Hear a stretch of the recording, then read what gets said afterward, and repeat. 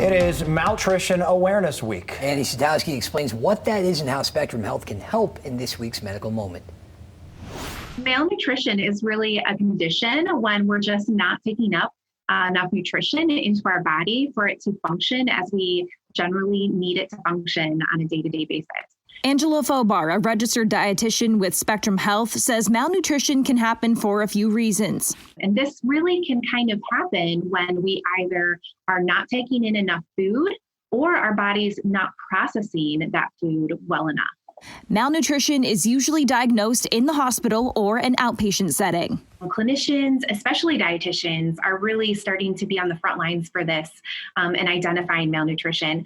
We are able to do a nutrition-focused physical assessment that really allows us to identify muscle loss and fat loss, and really taking a good look at a patient's appetite and intake and any weight changes that maybe have occurred. And this really allows us to put together a full picture as to if a patient is malnourished. Fobar says people can get into a rut with their diet, so it's important to try and switch things up. We need all those vitamins and minerals that we get from eating a varied diet. That means limiting certain foods and bulking up on others. And sometimes when we're eating a lot of processed foods, things that are maybe carb heavy, and they don't necessarily have a lot of protein containing foods involved, they really are just not meeting their body's nutritional needs.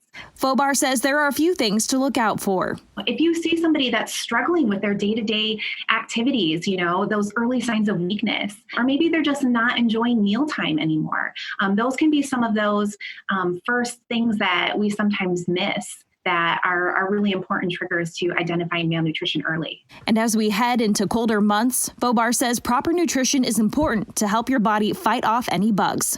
If a healthy individual gets sick with a cold or the flu, they might have a poor appetite and not take too much in for a couple days, but we can bounce back pretty easily. It really becomes an issue if someone is sick and not feeling well or not taking enough nutrition in over a longer period of time. And this is usually identified with weakness and weight loss, and that's when we really want to focus and identify some solutions moving forward. Annie Sadowski, Fox 17 News.